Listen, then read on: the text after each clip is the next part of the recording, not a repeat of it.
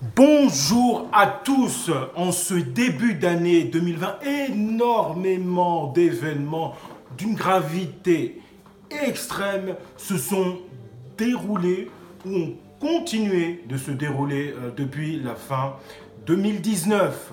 Et c'est pour cela que je fais cette revue de presse dont voici les titres. Alors en géopolitique, l'assassinat du numéro 3 du régime iranien, Qassem Soleimani, ordonné par Trump. Et en deuxième information, l'épidémie du coronavirus, bien sûr, qui est très grave puisque Xi Jinping a ordonné une mise en quarantaine. En troisième lieu, en deuxième partie de vidéo, un focus sur les feux australiens. Et puis, pour terminer cette vidéo, une géopolitique, la politique française, pour le coup, avec la circulaire Castaner et la loi sur la propriété, pour terminer dans le secteur industriel, un pneu qui a du mal à voir le jour, décidément. Donc, les États-Unis sur le site Le Pays.Burkina Faso et les conséquences en Afrique de cet acte d'une extrême gravité qui ne fait que augmenter les tensions, bien sûr. De la nuit du 2 au 3 janvier, Qassem Soleimani a été assassiné par un drone. C'est bien évidemment quasiment une déclaration frontale face à l'Iran. Et ce qui m'intéresse, c'est géopolitiquement et les conséquences en Afrique. Sur le site burkinabé. Assassinat du général Qassem Soleimani, quelles conséquences pour l'Afrique? Alors, bien sûr, le trône de fer, le thème musical est approprié, malheureusement. Pour le coup, là, que ce soit en Chine et ces problèmes entre États-nations, et le problème en Afrique aussi, au Congo, que je développerai, malheureusement. Alors, qu'est-ce que nous dit ce site? 72 ans après l'assassinat du tout-puissant général iranien Qassem Soleimani, par des drones américains, la base militaire au Kenya, Simba, a été frappée le 5 janvier 2020 par les Shebabs. Le bilan était de 3 Américains tués, soit un militaire et 2 contractuels du ministère de la Défense. Cette attaque est pour le moins osé car la base Simba n'est pas n'importe laquelle. Elle fait partie des bases de surveillance installées à travers le monde par l'Amérique après les attentats du 11 septembre 2001 pour le contre-terrorisme. Faut-il voir un lien avec l'assassinat de celui dont le seul nom suffisait à faire fuir les ennemis? La question s'impose d'autant plus qu'au lendemain de la mort du général, les dirigeants iraniens ont promis de le venger. Et ce n'est pas nous, le tout-puissant Ayatollah et Hezbollah ont appelé à des représailles contre le pays de l'oncle Sam et les États qui feraient preuve de soutien débordant au 45e président des États-Unis qui a ordonné la mort du général. Si cette attaque revendiquée par les Shebabs est un début de représailles contre l'Amérique de Trump, il faudra craindre, et oui, que celle-ci prenne de l'ampleur. La crainte est d'autant plus justifiée que la posture adoptée par le président américain n'est pas pour désarmer les cœurs meurtris, loin s'en faut en effet, en promettant de frapper 52 sites culturels iraniens et de frapper l'Iran comme de jamais il a été. Donald Trump attise non seulement la colère des partisans du général Soleimani, mais aussi celle de tous les ennemis de l'Amérique à travers le monde. En tout cas, il donne des mobiles également aux terroristes de tout poil de s'attaquer aux intérêts américains. Au cours du siècle dernier, le terrorisme, ou ce qui paraissait comme tel, était alimenté et justifié par l'hégémonie américaine, c'est-à-dire le désir de ce pays de régenter le monde, une posture qu'Obama aura plus ou moins travaillé à corriger à travers sa politique d'ouverture des pays arabo-musulmans. Eh oui, malheureusement, l'Afrique ne sera pas à l'abri.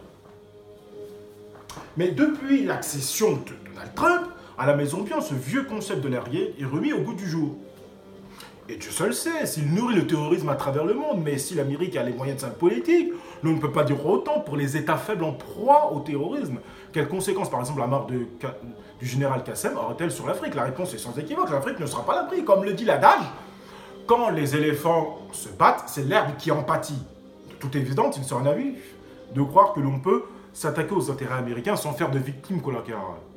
Or, on le sait, les intérêts américains ne sont pas basés uniquement en Amérique, l'Afrique. Comme bien d'autres continents en abritent beaucoup. Rien que sur le plan militaire, on dénombre une trentaine de bases militaires, dont celle qui vient de subir la furie des Shebabs. L'Afrique est d'autant plus à plaindre que cette escalade de tension entre l'Amérique et l'Iran intervient au moment où le Sahel est déjà en proie au terrorisme. autant l'élimination de Kadhafi a ouvert la voie au terrorisme dans le Sahel, autant l'assassinat du patron d'Al-Quds, la prestigieuse unité des forces spéciales des gardiens de la Révolution en charge des opérations extérieures, pourrait entraîner un regain d'actes terroristes en Afrique. Dabadi Zumbara pour cet excellent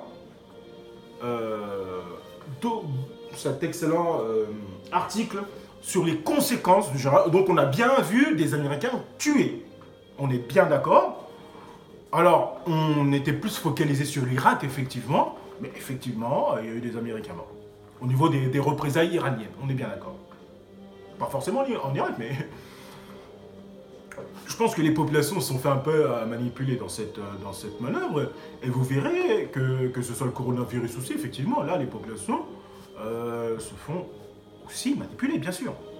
Comme d'habitude.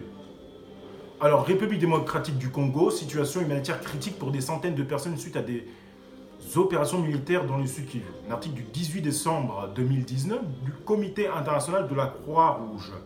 Alors, bien sûr, au niveau géopolitique, dans cette revue de presse, bien sûr, il faut essayer de voir les tensions que nous avons en constance depuis fin 2019 et qui continuent aujourd'hui. C'est malheureusement cette guerre sans fin en interne en République démocratique du Congo, dont nous allons voir, bien sûr,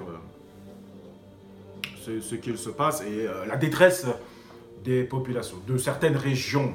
Genève-Kinshasa, après l'annonce par les forces armées de la République démocratique du Congo, la FARDC, le 8 décembre, de la capture d'un groupe de plus de 1800 personnes, composé de membres du Congrès national pour le renouveau démocratique, CNRD, et de leurs familles sur les hauts plateaux de Kalehe. Le Comité international de la Croix-Rouge est intervenu très rapidement pour répondre aux besoins humanitaires les plus pressants. On compte beaucoup de personnes particulièrement vulnérables, comme des blessés, des malades, des femmes enceintes, des enfants non accompagnés et des personnes en situation de handicap, dit Lucille Pio, déléguée santé du CICR. Nous avons transféré 2 blessés, 10 enfants malades à l'hôpital provincial général de référence du Bukavu, qui est actuellement saturé. Le CICR a aussi distribué une demi-tonne de médicaments et de matériel de soins à l'hôpital de Nyamounouni et visité des centaines de personnes privées de leur liberté. La situation humanitaire du camp militaire de Nyamounouni est extrêmement préoccupante. 17 personnes, dont 9 enfants, sont décédés. Le 16 décembre, 302 personnes ont été transférées. Il reste encore plus de 1400 personnes dans ce camp. Le CSR a recueilli 280 enfants qu'il a placés dans un centre de transit et d'orientation géré par le Bureau pour le volontariat au service de l'enfance et de la santé, une organisation spécialisée dans le domaine de la protection de l'enfant. Ils espèrent réunir ces enfants à leur famille avant leur tout nouveau transfert. Donc, bien évidemment, c'est la quintessence et je mettrai un lien pour lire la suite. Alors, bien sûr, toujours sur ce même site, le conflit en lui-même, bien sûr, en résumé, très rapidement. La violence et les affrontements armés à répétition causent d'immenses souffrances humaines dans plusieurs provinces, bien sûr, de la République démocratique du Congo. La RDC, riche en ressources minières, est le 2e plus grand pays d'Afrique, mais aussi l'un des pays les plus pauvres au monde, ayant été déchiré par des conflits pendant la majeure partie de ces 20 dernières années. Des décennies d'instabilité, de conflits armés, de violences intercommunautaires ont exposé des millions de personnes à des violations du droit international humanitaire. Les habitants doivent affronter des épreuves inimaginables, comme le déplacement, la séparation avec leurs proches, les exactions, les pillages, et les risques, bien sûr, d'être blessés ou tués. La République démocratique et l'ADP, où le plus grand nombre de personnes sont déplacées. Et pour terminer, les violences malheureusement sexuelles. Dans l'Est de la République démocratique du Congo, les victimes de violences sexuelles sont souvent rejetées par la communauté et par leur propre famille. Pascaline a vu sa vie basculer. À jamais le jour où elle a été violée par des hommes en armes. Une vidéo où elle est interviewée. Et puis, mention spéciale à Denis Mukwege, le médecin réparateur de femmes qui a eu le prix Nobel. Donc c'était très important de le souligner. Concernant ce conflit dont il fallait parler au niveau de cette revue de presse, parce qu'elle est constante. Et il y a toujours malheureusement des mises à jour à faire concernant ce conflit. Toujours en politique internationale, les Palestiniens menacent de se retirer d'Oslo si Trump annonce son plan. hein, le fameux plan de paix qu'on voit dans les prophéties. Et puis, malheureusement, la prophétie aussi d'un grand leader tué en Orient. Il y a deux prophéties qui s'enclenchent. Cet début d'année 2020 est complètement catastrophique pour l'histoire de l'humanité. Vraiment. Très, très, très catastrophique. Alors, les Palestiniens menacent Trump, bien sûr. Sur la presse.canada, les Palestiniens envisageaient dimanche de se retirer des accords d'Oslo qui encadrent leurs relations avec Israël si le président américain Donald Trump va de l'avant avec son plan de paix pour le Moyen-Orient, déjà jugé historique par Israël. Publié le 20 janvier. Nasser Aboubakr, agence France-Presse. Si M. Trump annonce son projet, comme cela est prévu d'ici mardi prochain, l'Organisation de la libération de la Palestine se réserve le droit de se retirer de l'accord intérimaire, non des résultats concrets des discussions d'Oslo, a déclaré à l'AFP Saad Erekat, secrétaire général de l'OLP. Au terme de l'accord intérimaire dit d'Oslo, de septembre 1995, entre l'OLP et Israël, la Cisjordanie avait été partagée en 3 zones. A, sous contrôle civil et sécuritaire palestinien. B, sous contrôle palestinien et sécuritaire israélien. Et C, sous contrôle civil et sécuritaire israélien.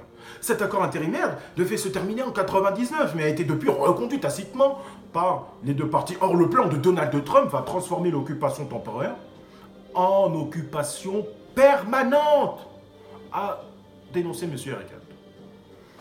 Là, effectivement, on peut comprendre pourquoi il menace de se retirer des accords d'Oslo, puisque c'est une amplification envers l'État d'Israël. Une amplification donc de la colonisation. Le plan américain ne passera pas et pourrait même conduire les Palestiniens à une nouvelle phase de leur lutte.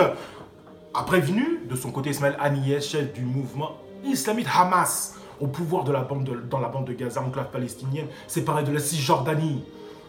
M. Haniyeh a appelé les autres factions palestiniennes à une réunion rapide au Caire, en Égypte, pour coordonner leur réponse au projet de la Maison Blanche peu après sa déclaration. Une roquette a été tirée depuis Gaza vers Israël, selon l'armée israélienne, qui dit aussitôt avoir riposté.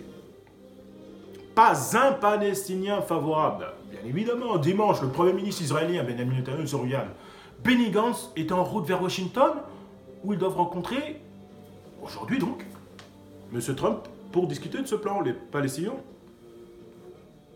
On dit ne pas avoir été conviés, puisqu'on donne tout à Israël, à cette discussion, et reproche à l'administration Trump d'avoir reconnu Jérusalem comme capitale d'Israël et défendu la présence des colonies israéliennes en territoire palestinien occupé, pourtant jugé contraire au droit international.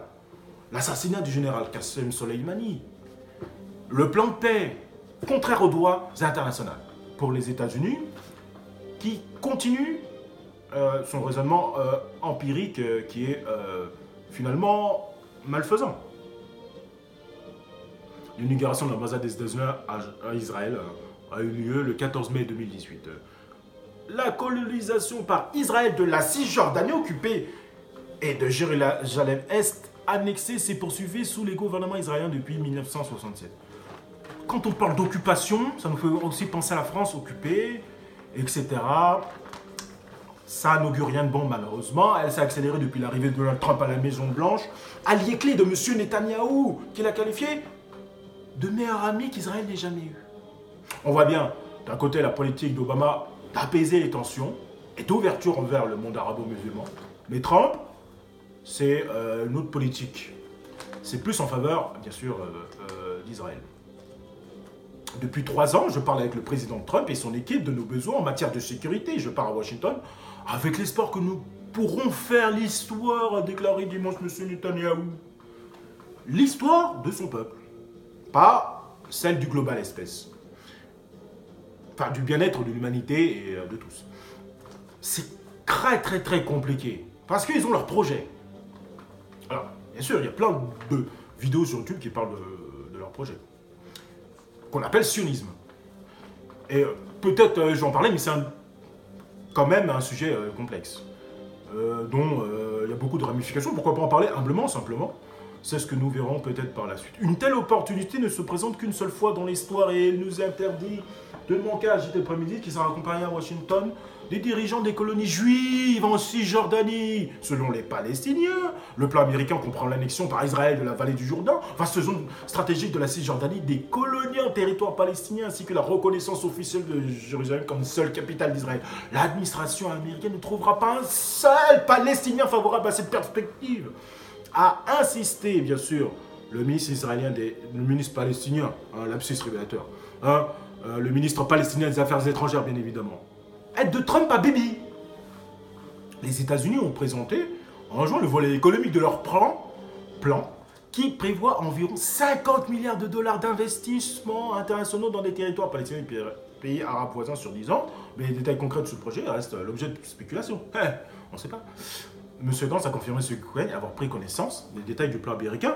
Je peux déjà vous dire que le plan de paix conçu par le président Trump marquera l'histoire comme un jalon important permettant à différents acteurs au Moyen-Orient d'aller enfin de l'avant, a déclaré M. Gantz qui va rencontrer Donald Trump lundi et retourner mardi en Israël. Voyons la photo. Donald Trump qui regarde, on dirait t'as eu ce que tu voulais. On a l'impression dans cette photo. Il n'y a pas non plus de quoi. On a l'impression qu'il est un peu obligé, vous voyez. C'est une photo extrêmement intéressante. Et il est content, il a réalisé son projet. Et lui, voilà, t'as eu ce que tu voulais, etc. C'est une photo vraiment extrêmement importante en ce début d'année 2020.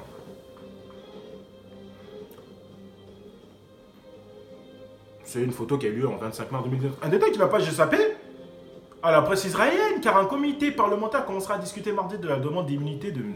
Netanyahu, inculpé pour corruption dans une série d'affaires, un dossier clé pour sa survie politique.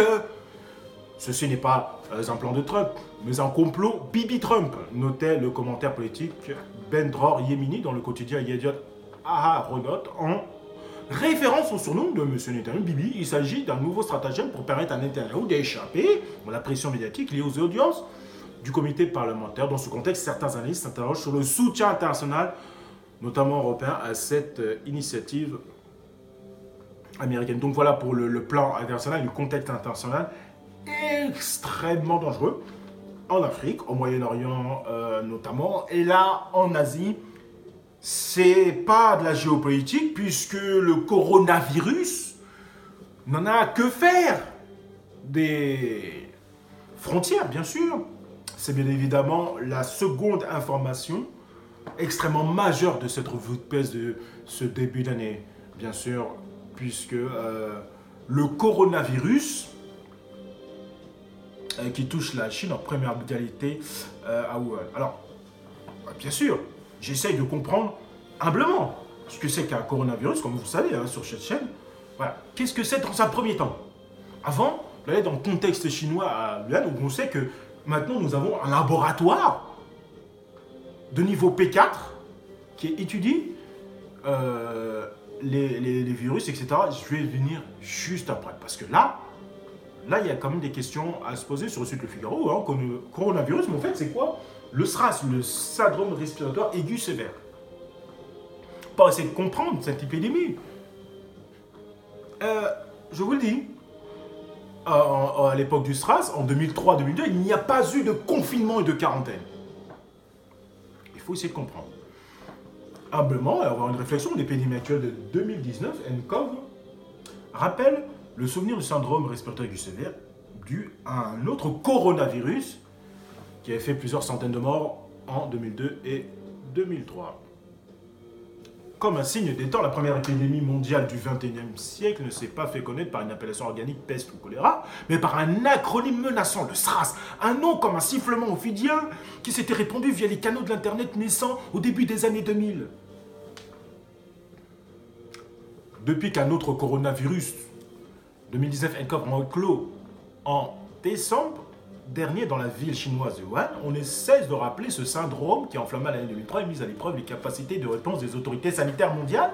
Sauf que là, enfin une information, notamment chez Philippe Jandrock aussi, très important, qui nous informe qu'il y a un laboratoire de niveau P4 à Wuhan. Et tout vient de là, bien sûr. Là, pour le coup, il faut comprendre pourquoi c'est Wuhan, et là, on le sait. Ce choc global, amplement étudié par la suite, a eu un impact durable sur la manière dont les autorités gèrent les épidémies aujourd'hui. Alors qu'est-ce que le SRAS? Le syndrome respiratoire aigu sévère, ou SRAS, est une maladie respiratoire causée par un coronavirus qui commençait à se répandre à partir de 2002 dans le sud de la Chine, d'origine animale. Ce virus avait trouvé sa source, c'est les chauves-souris rhinolophes qui pullulaient dans les grottes monumentales de la province du Yunnan. Il a infecté pour la première fois des humains la même année dans la province de Guangdong. Les contaminations d'humains à humains se faisaient ensuite par voies aériennes, par contact avec la salive ou les sécrétions nasales de personnes infectées. Au fait du problème, la Chine a tenté, dans un premier temps, de dissimuler l'épidémie. Là, on nous dissimule la catastrophe. Mais quand même, on a les informations, on a la mise en quarantaine, ça n'a pas été le cas en 2002 et 2003. Et puis surtout, on construit un hôpital de campagne d'urgence. On n'a pas vu ça en 2002 et 2003. Donc, pour 60 morts, c'est pas la peine. C'est pas la peine de faire ce qu'ils font. Pour 60 morts, je suis désolé. Il faut avoir un raisonnement humble, honnête et être sérieux. C'est très important. Alors sur France Frexit, puisque vous savez que je fais pas partie de l'UPR, mais voilà, politiquement, c'est ce qu'il faut faire. Hein. Et il y a une vidéo aussi à faire sur le Brexit que je ferai ultérieurement. France Frexit, bienvenue dans la France de demain. Et voilà, coïncidence. Le seul labo capable de traiter le coronavirus en Chine est à Wuhan. Un article du 23 janvier 2020. Alors que l'alerte est maximale en Chine, suite à la possible pandémie de coronavirus, le très sérieux magazine Live Science, relayant lui-même une information du Hindustan Times, nous rappelle que le seul laboratoire chinois capable d'étudier et de manipuler des coronavirus se trouve au cœur de la ville de Wuhan avec une certification maximale de niveau 4. Coïncidence pour l'interrogation? Soyons sérieux.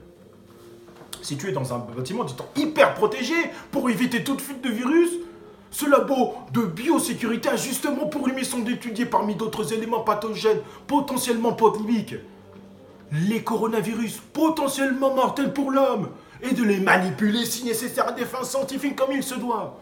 Wuhan est justement le lieu où le virus s'est développé officiellement sur le marché d'animaux malsains. Oh, mais franchement. Et là, sur Twitter, on commence à voir des vidéos qui sont supprimées, etc. pour nous montrer la vraie réalité de ce qui se passe. Pas de quarantaine, pas d'hôpital de campagne pour 60 morts, soyons sérieux. Et moi, je suis pas là pour dire il y a eu tant de morts, etc. Non, on est dans une plus grande catastrophe et on nous ment. C'est la pure vérité. Ou on nous dissimule la vérité, mais on doit avoir un raisonnement sous-jacent derrière de dire que avec 60 morts, on ne peut pas construire d'hôpital de campagne et de mise en quarantaine de plus de 60 millions de personnes pour 60 morts. C'est pas possible.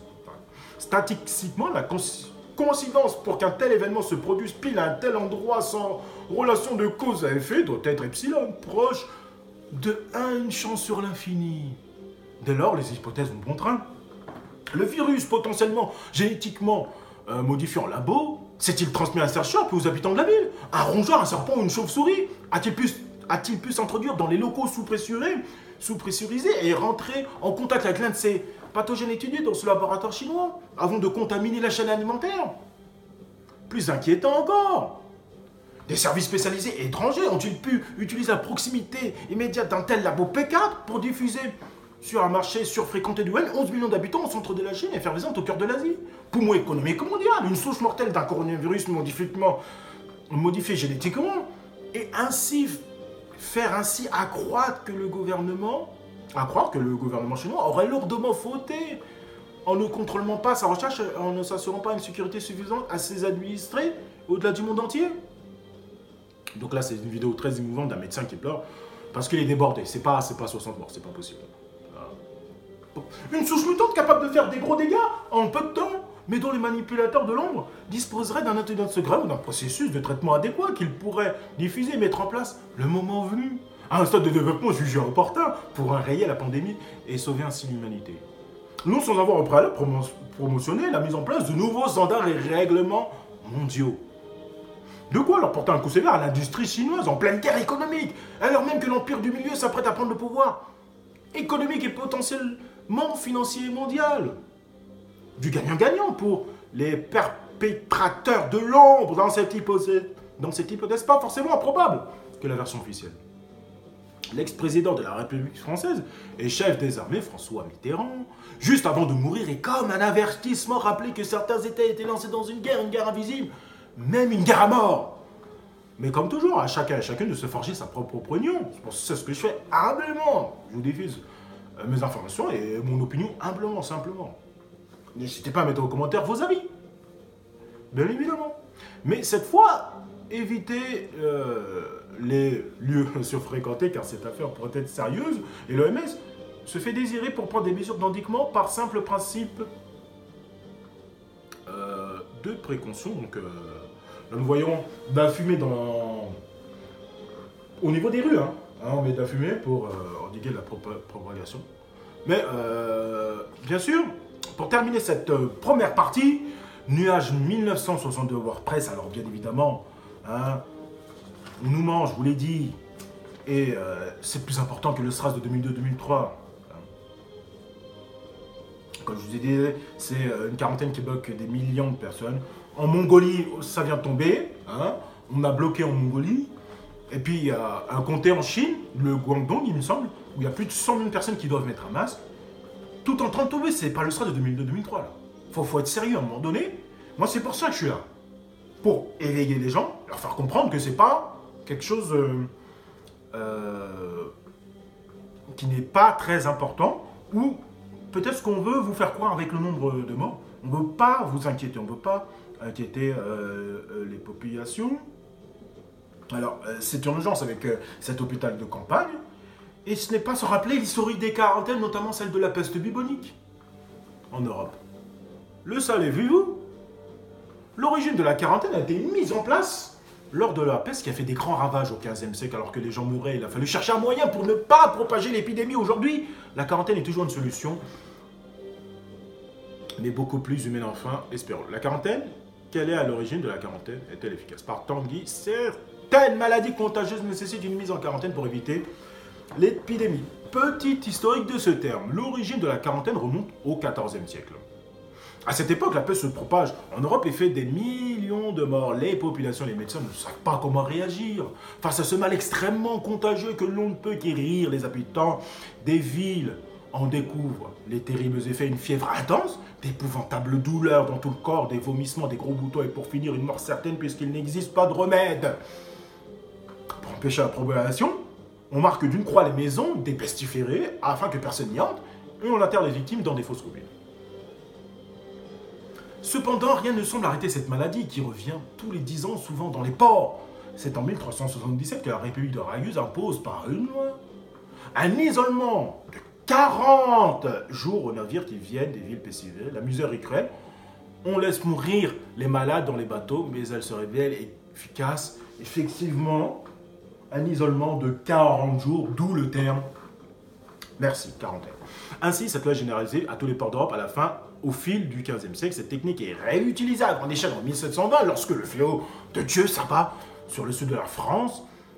Les autorités sont contraintes de mettre plusieurs provinces en quarantaine. Des murs doublés de fossés profonds sont édifiés sur 100 km de long et sont gardés par 30 000 hommes en armes. Quiconque ose franchir cette barrière est abattu. Avec cette mesure, la peste est stoppée net. Quarantaine. Je peux vous dire, on ne sait pas ce qui se passe en interne. On sait comment ça se passe avec la République populaire de Chine. Je peux vous garantir qu'on a vu une série aussi qui est diffusée sur TF1 l'année dernière, il me semble, il y a 2 ans, sur une quarantaine aux États-Unis pour le coup. Mais vous voyez la vérité maintenant. Alors, les Américains, bien sûr, font des films, des séries, mais c'est pour alerter les gens, pour faire réfléchir les gens aussi, quand même. Aujourd'hui, la quarantaine a gardé son sens, mais ce dernier a été généralisé. On parle aujourd'hui de la quarantaine d'une base militaire. Personne ne rentre ni ne sort. Cependant, la quarantaine médicale reste exceptionnelle et se doit d'être justifiée. Justifiée pour 60 morts, vous êtes sûr? Non, il faut être sérieux. Maintenant, quand vous entendez le mot 60 morts par rapport à 60 millions de personnes, ça va pas du tout. Maintenant, quand vous entendrez le mot quarantaine, vous penserez à toutes ces personnes isolées du monde et qui ne peuvent pas avoir la parole ni leur famille au nom du principe de précaution. Donc, je vous remercie de m'avoir suivi pour cette première partie. Il y a une deuxième partie aussi extrêmement importante concernant les feux australiens et la politique française désastreuse et avec des lois scélérates. Merci à vous et à tout de suite.